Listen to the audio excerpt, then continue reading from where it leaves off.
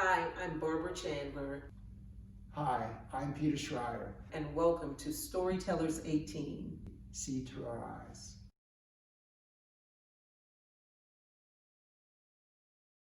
I have just finished working, prior to being the director, for 3 years in Apopka in the farm worker community.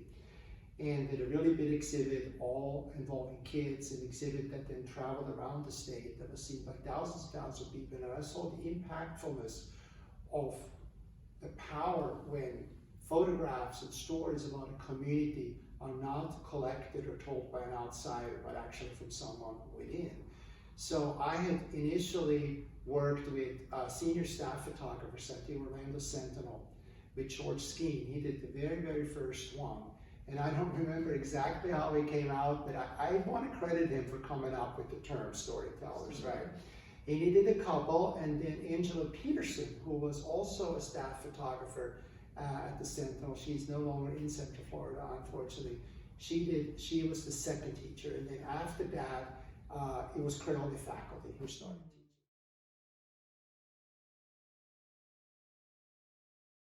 teaching. This reflection here, I think this reflection, I see strength.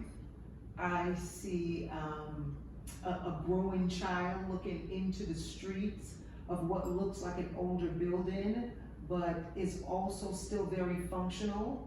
I just see this strength in who this person is, and every other woman or girl, the way her leg, the stance in her leg, and it looks like she has her arms crossed, and she's also, even though we can't see the look on her face, the stance gives it that she's very deep in thought. In the beginning, we kind of went very close to Winter Park. We did here, and we did one in Sanford. We worked with the Cheery School, the Performing Arts. For a while, we had a pretty strong relationship with the Boys and Girls Club organization, so we did one in Pine Hills. We did one in Osceola County, and I believe we did one in Taft.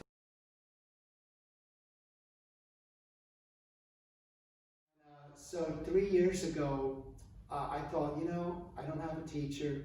I actually would like to do one myself. And I had known the Harrells, Mary and Jimmy in New Smyrna Beach, and it just hit me.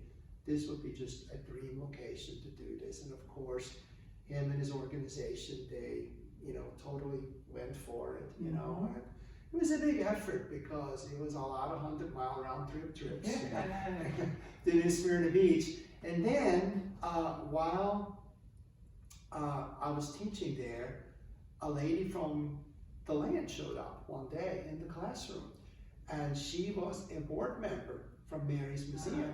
And I've actually known Mary too, and you've worked with her through the festival again here, and I actually knew the person who was the director before her. And just, one thing led to another, and the lady who came and visited, her name escapes me right now, she said, we'd love for Creole to come to DeLand.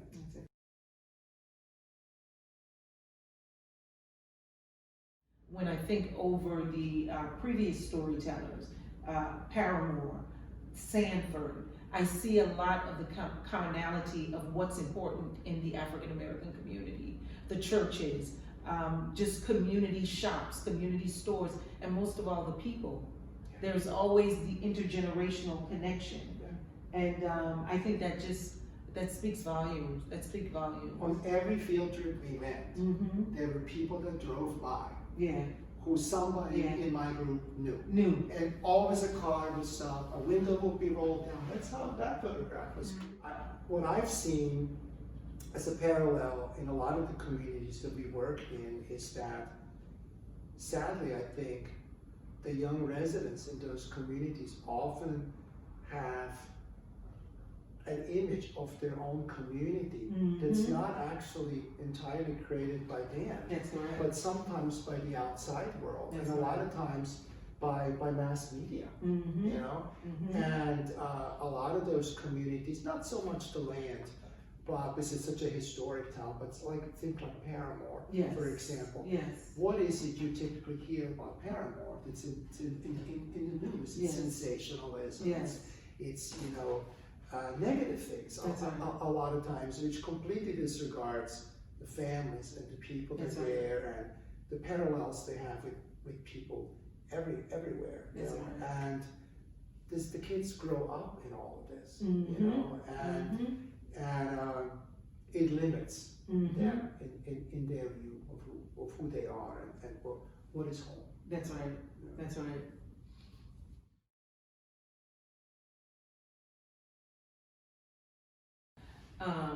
How will storytellers change me?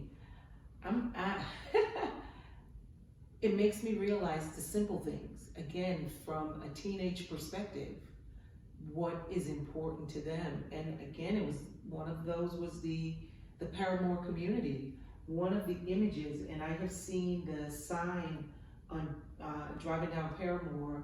There was a sign board on a tree that said something like "Jesus loves you," and that sign has been there forever.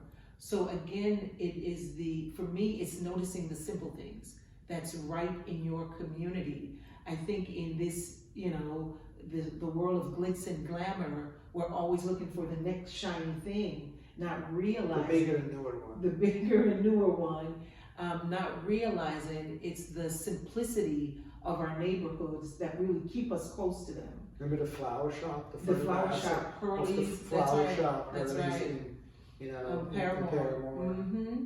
Yep, and it's still there. That has been there over maybe 20, 25 years, maybe longer. So it's the simplicity that we get to offer to the next generation, and in essence, what they're offering to us. In New Smyrna, there was the little tiny barber shop in a little tiny wooden building. And the research that Shai brought to us told the students that used to be a variety shop for decades, where it had so much meaning, to the people in the community. I feel like every neighborhood that I have been able to teach in or work, as a documentary photographer, has changed me, because with all the experiences, all the things that I've learned, that I just feel extremely fortunate, to be able to have had those experiences, and this is certainly no different.